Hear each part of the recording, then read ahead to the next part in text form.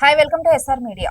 కార్గిల్ అమరవీరులకు నివాళులర్పిస్తూ ఎస్బీఐలో పనిచేస్తున్న మాజీ సైనికోద్యోగులు విశాఖ బీచ్ రోడ్ లో కొవ్వొత్తుల ర్యాలీ నిర్వహించారు. ఆనాటి యుద్ధ వీరుల త్యాగాన్ని కొనియాడుతూ నినాదాలు చేశారు.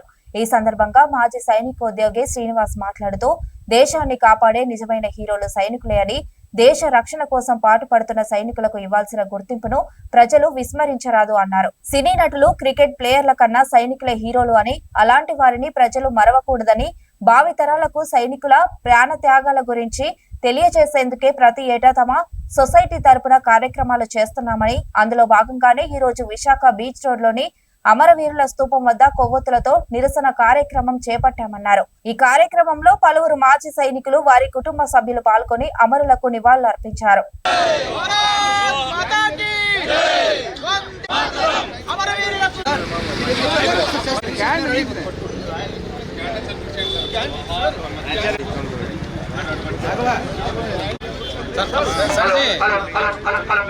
బాబు Reddy sir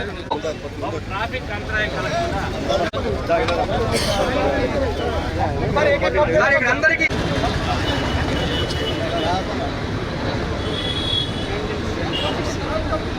okay, thank you sir.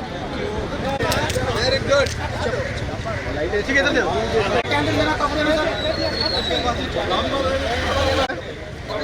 Sir live ಏನು ನೋಡಿ ಲೈವ್ ರಮನ್ వందే మాతరం వందే మాతరం వందే మాతరం అమర వీరులకు జోహార్ జోహార్ జై కిసాన్ జై జవాన్ జై కిసాన్ జై జవాన్ జై కిసాన్ భారత్ మాతా కీ జై వందే మాతరం వందే మాతరం వందే మాతరం జై జవాన్ జై కిసాన్ జై జవాన్ వందే మాతరం జై జవాన్ జై కిసాన్ జై జవాన్ జై కిసాన్ జై కిసాన్ జై జవాన్ జై కిసాన్ జై జవాన్ జోహార్ అమర్ జవాన్ జోహార్ జోహార్ జోహార్ అమర్ జవాన్ జోహార్ జోహార్ అమర్ జవాన్ అమర్ జవాన్ జోహార్ జోహార్ వీర్ జవాన్ అమర్ రహే అమర్ రహే అమర్ రహే వీర్ జవాన్ అమర్ రహే అమర్ రహే.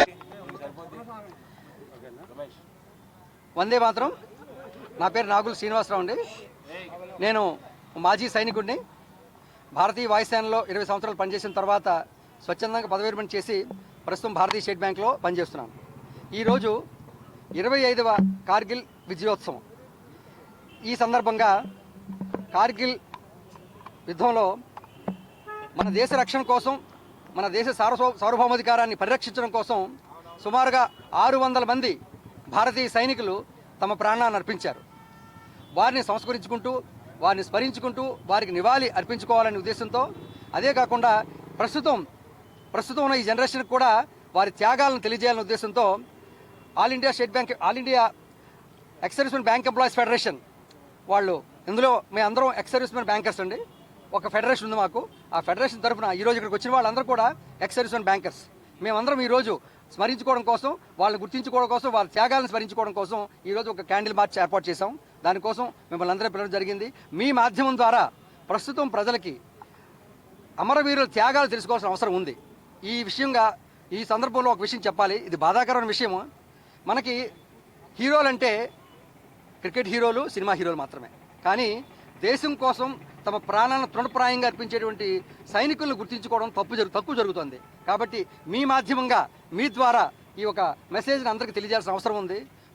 ఈ రోజు ఇక్కడ ఈ కార్యక్రమం కూడా మనం ఇలా దిగ్విజయంగా చేసుకుంటున్నామంటే అక్కడ బార్డర్స్లో పనిచేస్తున్నటువంటి సోల్జర్స్, వారు అక్కడ నిరంతరం 24 గంటలు పనిచేస్తూ వాళ్ళు అక్కడ నిలబడి ఉండడం వల్ల ఈరోజు మనం ప్రశాంతంగా ఇక్కడ గడపగలుగుతున్నాం. ఆ విషయాన్ని మనం అందరం తెలుసుకోవాల్సిన బాధ్యత ఉంది. ముఖ్యంగా ఈ ప్రస్తుతం జనరేషన్ తెలుసుకోవాల్సిన అవసరం ఎంతైనా ఉంది. మీరు క్రికెట్ని ఆరాధించండి, సినిమాలు చూడండి, మాకు తప్పులేదు. కానీ నిజమైన హీరోలు ఎవరో అన్నది మాత్రం గుర్తించుకోవాల్సిన అవసరం ఉంది. ఆ విషయం తెలియజేయాలనే ఉద్దేశంతోనే ఇటువంటి కార్యక్రమాలు ప్రతిసారి చేపడతాం.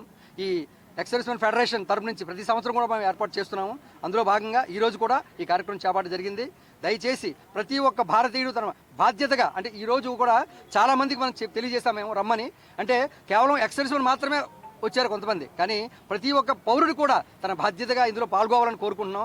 ఈసారి కాకపోయినా ప్రతిసారి నెక్స్ట్ ఇయర్ అయినా సరే ఈ కార్యక్రమంలోనూ, అదేవిధంగా ఆగస్టు 15 అవ్వచ్చు, జనవరి 26 అవ్వచ్చు, అన్నింటిలో కూడా మొన్న మీరు చూసే ఉంటారు, విశ్వ విజేతగా మన క్రికెట్ టీం గెలిచింది. సంతోషం, బాగానే ఉంది. అప్పుడు మీరు గమనించి ఉంటే ఒక బొంబాయిలో రోడ్డు కిక్కిసిపోయిన జనాభా కనిపించారు.